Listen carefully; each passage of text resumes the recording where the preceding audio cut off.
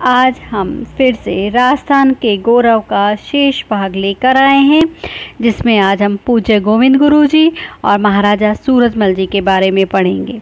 तो चलिए हम शुरू करते हैं। पहले हम गोविंद गुरु जी के बारे में पढ़ेंगे। गोविंद गुरु जी का जन्म 20 दिसंबर 1858 में डूंगरपुर ज़िले के बासिया गांव में हुआ था। ये एक बंजारा परिवार से थे और इन्हें जो संस्कार मिले थे वो गांव के शिव मंदिर के पुजारी से। परिवार घूमंत जीवन शैली का था, क्योंकि बंजारे थे तो वो जगह जगह पर घूमते थे, इसलिए उन्होंने दुनिया देखने का अवसर प्राप्त हुआ और कई निर्णायक मोड़ भी आए।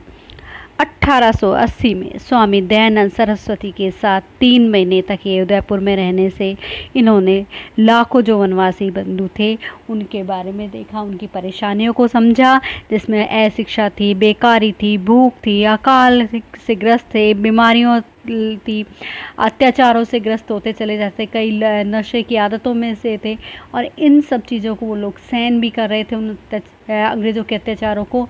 ये उन्हें अच्छा नहीं लगा तो उन्होंने एक बीड़ा उठाया ताकि इस समाज में जो पीड़ित समाज है उसको सुधारने का।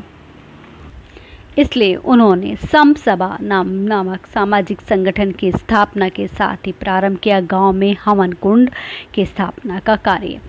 गोविंद जी ने भजन सत्संग, बच्चों की शिक्षा, मेहनत करना, चोरी न करना, मदिरा का सेवन नहीं करना और आपसी विवाद नहीं करना आदि ऐसी चीज़ें कई की, जिसमें से इसी के साथ उन्होंने विदेशियों का बहिष्कार व स्वधर्म को दृढ़ आदि रखने के भाव भी स्थापित किए।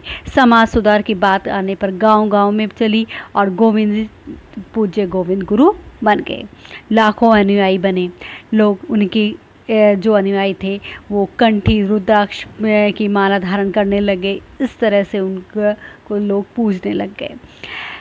सन 1903 से प्रतिवर्ष माघ शीष पूर्णिमा पर संप सभा का वार्षिक सम्मेलन मानगढ़ के विशाल पहाड़ पर होने लगा। इसमें लाखों लोग जुड़ते थे। स्थानीय सामंत जागीरदार तो पहले से ही नाराज थे, ऊपर से उन्होंने अपने शत्रुओं के कान भी भरने शुरू कर दिए। वहाँ के जो नल था सटल, उन्होंने अपने सैनिकों को भेजा और वहाँ अंग्रेज़ों ने वहाँ के लाखों जो वन बंधु थे उन पर अंधाधुंध गोलीबारी शुरू कर दी थी और वहाँ पर 1500 वनवासियों को मौत के घाट उतार दिया। जलियांवाला बाग हत्याकांड से भी ये भीषण और उससे भी पहले हुआ ये बलिदान आज भी वनवासियों के गीतों व कथाओं में रचा बसा है।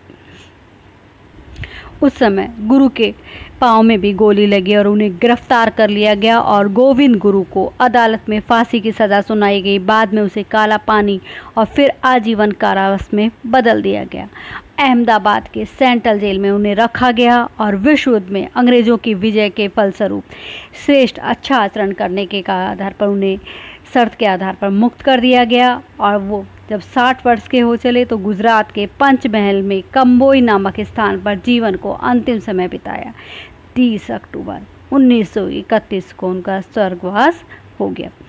आज भी हर माघ शीष पूर्णिमा पर हजारों लोग उस पहाड़ पर आते हैं, धूनी में नारियल अर्पित करते हैं और वहाँ की माटी को मस्तक पर लगाते हैं। महाराजा सूरजमल। महाराजा सूरजमल का जन्म 13 फरवरी सन 1707 में और माघ शुक्ल पक्ष दशमी संवत 1763 में हुआ था। इनके पिता का नाम राजा बदन सिंह था और इनकी माता का नाम देवकी था। इनका जन्म इनके ननिहाल कामर में हुआ था। जन्म के समय से ही सूरजमल तेजस्वी थे और युवावस्था तक पहुँचते पहुँचते हुए सुदृढ़ शरीर के साहसी योद्धा हो गए। इसी के साथ ही कूटनीति के खेल में भी वो निपुण हो गए। राजा बदन सिंह के पुत्रों में वे सबसे बड़े पुत्र थे। गुणों में भी वो श्रेष्ठ थे और उन्हें युवराज उन्हें ही बनाया गया। 1731 में उन्होंने मेवात के दावर जंग को धूल चटा दी थी और 1733 में वह भरतपुर नगर की नींव डाली और नवंबर 1745 में उन्होंने अलीगढ़ के नवाब व मुगल बादशाह से युद्ध किया। दोनों पक्ष में सूरजमल की सहायता पा लेने को उत्सुक थे। सन 1750 में दिल्ली के बादशाह मीर बख्शी सलावत ने सूरजमल पर आक्रमण कर दिया। नारनौल के पास रात के अंधेरे में सलावत खां की छावनी पर सिंह की तरह झपट्टा मारकर सूरजमल ने उसे आत्मसमर्पण के लिए मजबूर कर दिया। संधि में तो ये शर्त रखी गई कि वह युवराज सूरजमल की राष्ट्रीय भावना का परिचय हुई, जिसमें यह शर्त थी कि मुगल सेना पीपल के वृक्ष नहीं काटेगी और मंदिरों का अपमान नहीं किया जाएगा और न ही किसी देवालय को क्षति पहुंचाई जाएगी। 1753 में दोनों भरतपुर आ गए और वहां पर जो राजा बदन सिंह थे उनकी आंखों की ज्योति चली गई थी और 9 जून 1756 में सूरजमल विधिवत भरतपुर राज्य के राजा बन गए थे, क्योंकि बदन सिंह का देहांत हो गया था। और इसके बाद 6 माह बाद ही अहमद शाह अब्दाली भारत में घुस गया था और दिल्ली के बादशाह के बिना लड़े ही आत्मसमर्पण कर दिया था। ये बातें महाराज सूरजमल को अच्छी नहीं लगी, क्योंकि वो नहीं चाहते थे कि ये इस तरह से उनके वहाँ पर शासन करे और यहाँ पर घुसे, क्योंकि उन्हीं के हथियारों से मात देने वाले छत्रपति शिवाजी महाराज सरीख एक और वीर पुरुष भारत की धरती पर अवतरित हो गया था, जन्म ले लिया था। इनके लिए कहा जाता है कि कोनी नाव भरतपुर छोटो, घूमो सूरजमल रो घोटो, खाई मात फरंगी मोटो। तो ये इस तरह के सूरजमल थे जिन्होंने अंग्रेज़ों को भी धूल चटाई और कभी भी उनके सामने अपने हथियारों को नहीं छोड़ा। इसी तरह से कुछ समय बाद ही दक्षिण में चंबल तक के क्षेत्र पर विजय का पताका फहराया। पूर्व दिशा में हरियाणा को पूरा क्षेत्र भी उनके अधिकार में आ चुका था। अलीगढ़, हापुड़ तथा गढ़मुक्तेश्वर तक अपने प्रभाव का विस्तार किया उन्होंने। आगरा में मुगल आक्रमणकारियों के सभी निशान हटाते हुए महाराज ने पूरे दुर्ग को दूध व यमुना जल से भी धुलवाया था। ऐसे सूरजमल थे।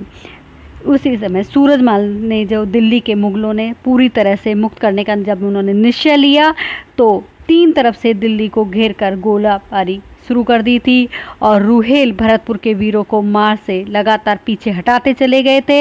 ऐसे समय में महाराज हिंडन नदी के एक नाले के पार करने आगे बढ़े, तभी वहां छिपे हुए रुहेल के बंदूकधारियों ने जबरदस्त गोलीबारी शुरू कर दी। अचानक हुए हमले में सैनिक संभलते तब महाराज सूरजमल के प्राणघातक चोट लग चुकी थी। रविवार को 25 दिसंबर 1763 के दिन सायकाल के समय लगभग 5 बजे महाराज सूरजमल जी का निधन हो गया। ऐसे थे राजस्थान के गौरव। आपको ये वीडियो कैसी लगी?